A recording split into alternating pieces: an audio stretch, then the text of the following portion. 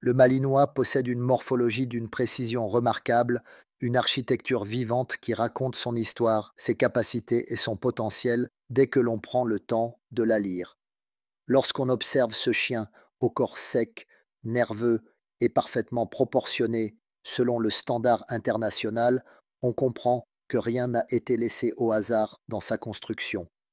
Chaque ligne de son dos, chaque courbe de sa cage thoracique, chaque angle de ses membres répond à une logique fonctionnelle héritée de décennies de sélection. Le Malinois n'a pas été façonné pour l'apparence seule, il a été façonné pour l'action. Sa structure reflète cette vocation dès le plus jeune âge. Comprendre sa morphologie, c'est comprendre comment fonctionne son corps, comment il se développe, comment il use de son énergie et comment il peut préserver sa santé tout au long de sa vie.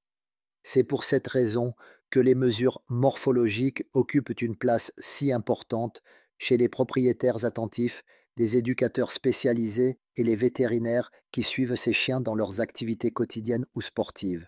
Lorsqu'on commence par la hauteur au garrot, qui constitue la mesure de référence définie par la Fédération cynologique internationale, on accède à l'un des repères les plus fondamentaux. Le garrot se situe à la jonction des omoplates, là où le squelette forme naturellement un point d'appui vertical. La hauteur au garrot permet de déterminer si le chien respecte les proportions attendues d'un berger belge. Selon le standard, un mâle adulte présente une hauteur comprise entre 60 et 66 cm, tandis qu'une femelle adulte se situe généralement entre 56 et 60. Ces valeurs ne sont jamais des jugements de qualité. Ce sont des repères structurels, essentiels pour comprendre la silhouette du chien et anticiper ses besoins. Pour mesurer correctement ce point clé, le chien doit être placé debout sur un sol parfaitement stable. Ses pattes doivent être droites, bien positionnées, et sa tête tenue naturellement. Une légère inclinaison, un sol irrégulier ou une posture trop tendue peut fausser le résultat. C'est pourquoi plusieurs mesures successives sont souvent nécessaires pour obtenir une valeur fiable. En continuant l'analyse de la morphologie, le tour de poitrine occupe une place centrale. Cette mesure est prise juste derrière les coudes, en entourant la cage thoracique avec un ruban souple. La cage thoracique du Malinois est profonde, bien développée et légèrement resserrée vers le bas pour laisser une bonne amplitude respiratoire. Cette forme permet au chien de maintenir une respiration régulière, même lors d'efforts soutenus. Un Malinois adulte présente généralement un tour de poitrine compris dans une fourchette courante qui tourne autour de 65 à 80 cm selon le sexe et la musculature. En prenant cette mesure régulièrement, on peut suivre l'évolution musculaire, détecter de légères variations liées à l'activité ou simplement s'assurer que la silhouette du chien reste harmonieuse. Un tour de poitrine légèrement plus large peut témoigner d'un développement progressif des muscles intercostaux, principalement chez les chiens sportifs. Une diminution notable peut parfois signaler une baisse d'activité ou une fonte musculaire liée à une convalescence ou un changement d'habitude. Le tour de ventre, mesuré juste derrière les côtes, complète cette observation de manière très utile. Cette valeur reflète la condition physique générale. Un Malinois en bonne forme présente en général un tour de ventre inférieur à celui du thorax, créant ce que les professionnels appellent une taille bien dessinée. Une augmentation lente mais régulière de cette valeur peut indiquer une prise de poids. Une diminution brutale peut parfois traduire une perte d'appétit ou un épisode de stress. En surveillant cette donnée chaque mois, on obtient une image fidèle de l'évolution corporelle du chien, surtout durant la croissance où la silhouette change rapidement. Les chiots passent par des phases de croissance déséquilibrées où certains segments du corps se développent plus vite que d'autres. Le tour de ventre aide à suivre cette période en douceur, sans interprétation hâtive. Face à ces mesures longitudinales, la longueur du corps apporte une information tout aussi essentielle. Elle est prise du sommet du garrot jusqu'à la base de la queue, en veillant à tenir le mètre parallèle au sol pour éviter tout biais. Le Malinois est une race dont la silhouette est proche du carré. Cela signifie que la longueur du corps est très proche de la hauteur au garrot. Cette harmonie entre verticalité et horizontalité donne au chien son agilité, sa précision dans le mouvement et sa capacité unique à combiner vitesse et stabilité. Un chien trop long peut perdre en solidité dorsale et fatiguer plus rapidement en travail intensif. Un chien trop court peut manquer de souplesse dans certaines phases du galop ou des sauts. Lorsque l'on compare la longueur et la hauteur au garrot, on peut apprécier la cohérence générale du chien et anticiper sa capacité à travailler sur des exercices exigeants. Les pattes, particulièrement les membres antérieurs et postérieurs, constituent un autre élément fondamental dans cette observation continue. Les membres antérieurs doivent être droits, solides et parfaitement alignés avec les épaules. Les membres postérieurs, quant à eux, doivent présenter des angles cohérents, ni trop ouverts, ni trop fermés, afin de permettre une poussée efficace et sans contrainte. Pour suivre cette partie du corps, on mesure la longueur des pattes depuis la pointe de l'épaule jusqu'au sol pour l'avant, et depuis la hanche jusqu'au sol pour l'arrière. Les variations que l'on observe au fil des mois sont très instructives. Durant la croissance, les chiots de malinois peuvent traverser des périodes où leurs pattes paraissent trop longues, trop inclinées ou légèrement divergentes. Ces changements sont souvent transitoires, mais les suivre permet de repérer une éventuelle zone de fragilité nécessitant une attention particulière. Les éducateurs spécialisés en travail sportif prêtent une attention particulière à la symétrie de ses membres, car elle influence directement les performances, l'endurance et la sécurité du chien lors des exercices. La tête du malinois, définie avec précision dans le standard FCI, bénéficie également d'un suivi régulier chez certains professionnels. Sa forme rectiligne, son museau proportionné et son crâne légèrement plus long que large participent à l'équilibre général de la silhouette.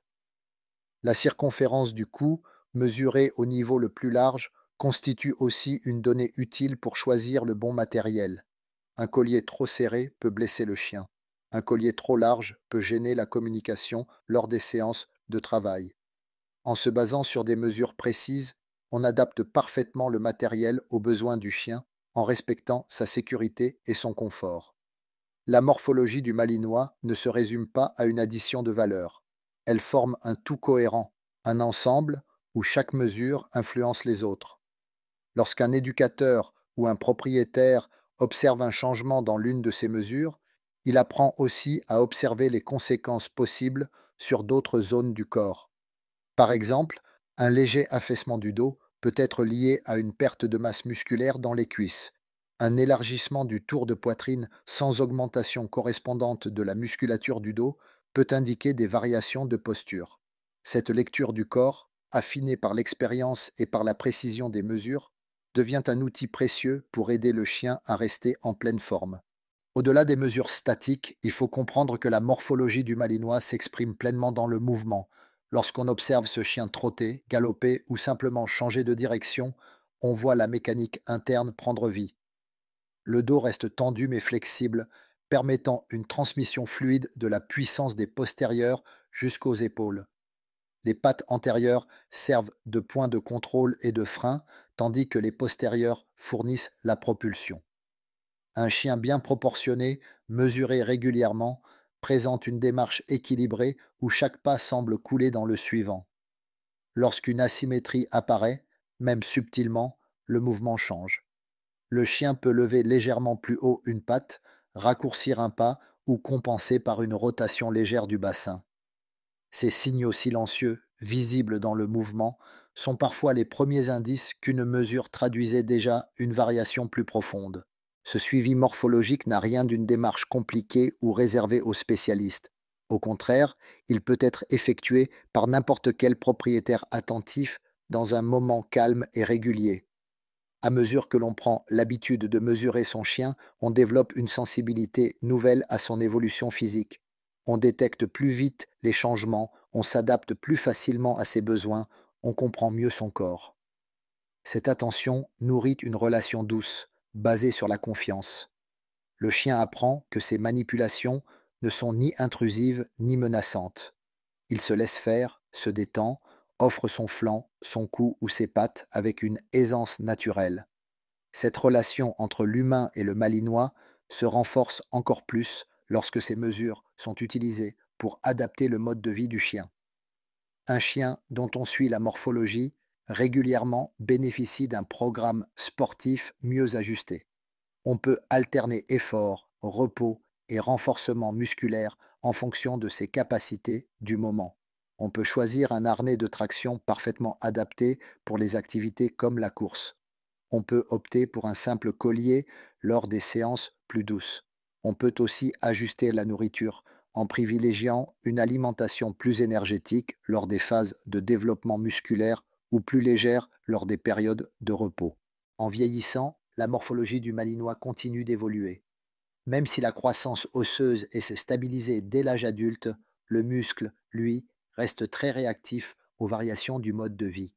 La musculature peut s'épaissir ou s'affiner, la cage thoracique peut gagner un peu de profondeur, le dos peut se rigidifier si le chien manque d'activité. En gardant un suivi régulier, on remarque ces évolutions et on peut intervenir avant que ne s'installent de véritables déséquilibres. Un chien âgé dont la morphologie est suivie conserve une meilleure mobilité, une meilleure posture et une meilleure qualité de vie. Lorsque l'on referme ce long travail d'observation, il reste une idée simple mais essentielle. Mesurer son malinois régulièrement, c'est prendre soin de lui sans attendre qu'un problème survienne. C'est comprendre que son corps, aussi puissant soit-il, reste sensible aux variations du quotidien. C'est bâtir une relation plus forte, plus consciente, plus attentive. Le malinois est un chien exceptionnel, capable d'efforts impressionnants et d'une précision physique rare. Il mérite un suivi adapté à cette exigence, un soin régulier, doux et méthodique. Grâce à cette routine fiable et simple, il peut évoluer toute sa vie avec aisance, puissance et santé. Son corps raconte alors l'histoire d'un chien pleinement compris et respecté, capable d'accompagner son humain avec la vigueur, la grâce et l'intelligence qui font la réputation de cette race unique.